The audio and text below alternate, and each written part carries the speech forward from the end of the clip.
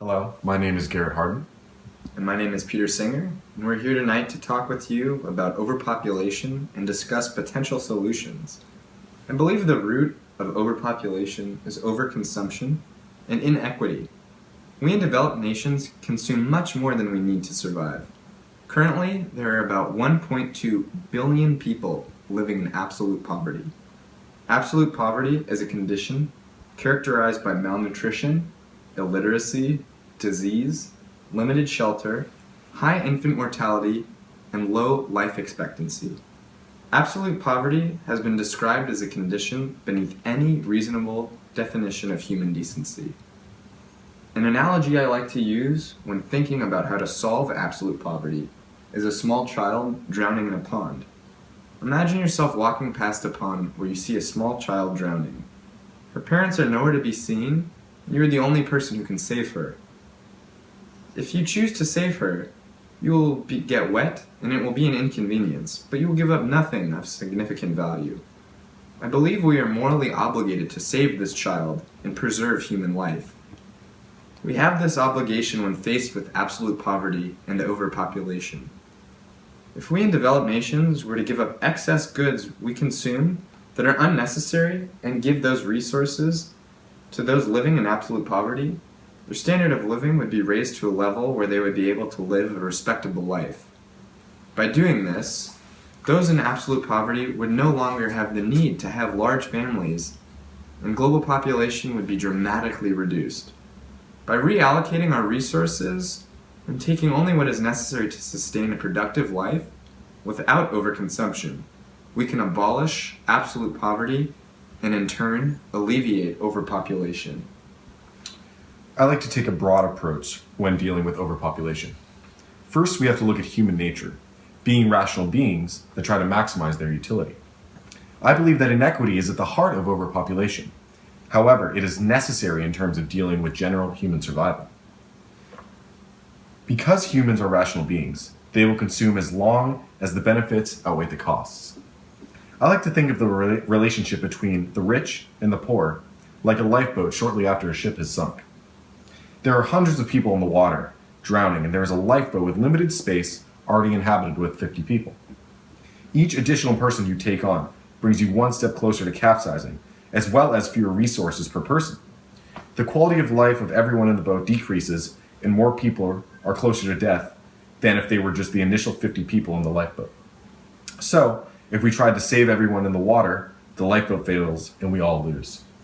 Complete equity leads to complete catastrophe always.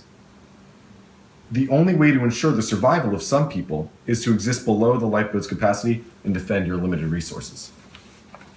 Thus, those currently with wealth shouldn't give up what they have because they are jeopardizing their lives as well as those receiving welfare.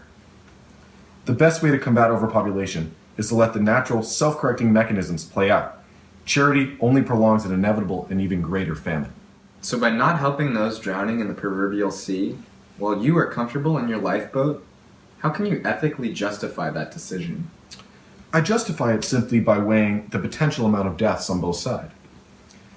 In the short term, more lives might be saved by allowing people into the lifeboat. However, this simply builds to a larger catastrophe where the lifeboat can no longer sustain anyone. So Peter, assuming equal access to all resources, how do you account for the drastic increase in consumption? In order for there to be equal consumption, we must give something up in the way of consumption. Current consumption patterns are not sustainable for the global population, and are also unnecessary.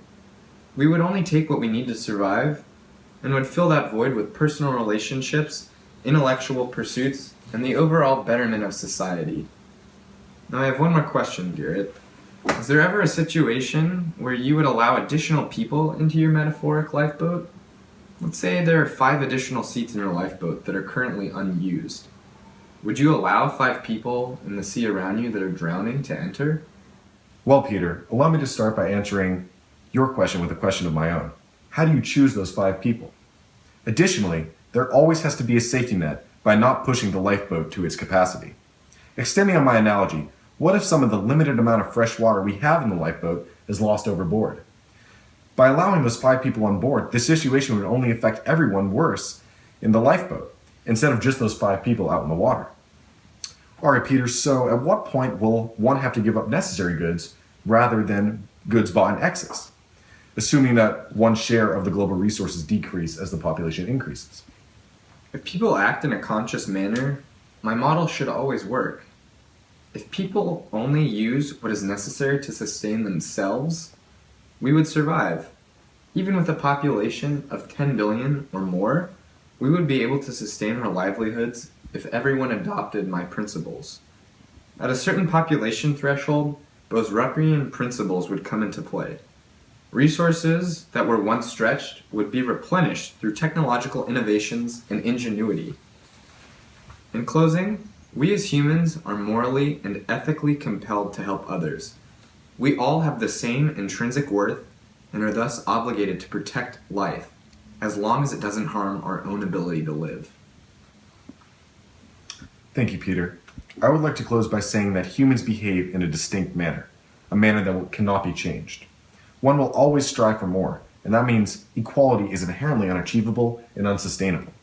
An attempt to do so would lead to a decrease in the quality of life for everyone and suffering on a global level. Thank you.